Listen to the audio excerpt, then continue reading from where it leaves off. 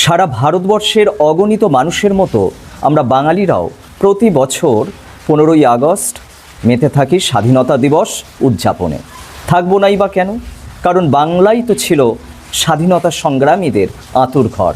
বাংলাই তো ভারতকে পথ দেখিয়েছিল স্বাধীনতা সংগ্রামের।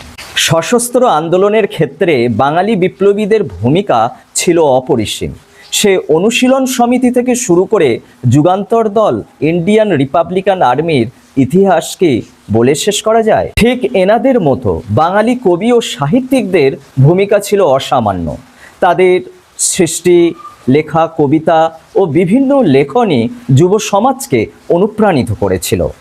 রবীন্দ্রনাথ, নজরুল, শরৎচন্দ্র এনাদের নাম ইতিহাসের পাতায় স্বর্ণাক্ষরে উজ্জ্বল হয়ে আছে। ঠিক সেই সময় এমনই এক কবির বাংলার মাটিতে জন্ম হয়েছিল, আর দিনটা ছিল 15ই আগস্ট।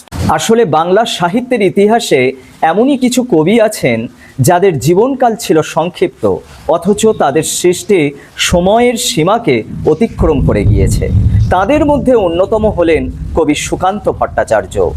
এবছরই তার জন্মশতবর্ষ পালিত হচ্ছে। আসলে বাংলা সাহিত্যের ইতিহাসে এমনই কিছু কবি আছেন যাদের জীবনকাল সংক্ষিপ্ত, অথচ তাদের সৃষ্টি সময়ের সীমাকে অতিক্রম করে গিয়েছে। তাদের মধ্যে অন্যতম হলেন কবি সুকান্ত ভট্টাচার্য।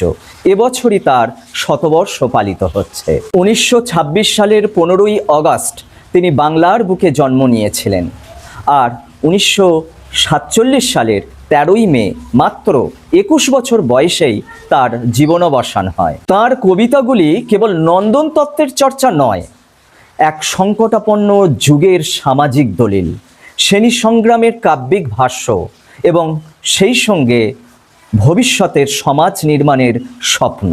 ঔপনিবেশিক শাসন, সাম্রাজ্যবাদী যুদ্ধ, পুঁজিবাদী রাজনীতি এবং 1943 সালের মন্বন্তর বা দুর্ভিক্ষ জনজীবনকে বিপর্যস্ত করে তুলেছিল। তার মতে মন্বন্তর শুধু কোনো প্রাকৃতিক দুর্যোগ নয়, খাদ্যের অন্যায্য বন্টন, মজুতদারি এবং ঔপনিবেশিক অর্থনীতির নির্মম পরিণতি। ক্ষুধার রাজ্যে পৃথিবী গ্রদ্যময়, পূর্ণিমার চাঁদ যেন ঝলসানো রুটি। জন্মশতবর্ষে কবি সুকান্ত ভট্টাচার্যের প্রতি রইল গভীর শ্রদ্ধা ও প্রণাম। কবির স্মৃতি ও সৃষ্টি চিরকাল অমর হয়ে থাকুক।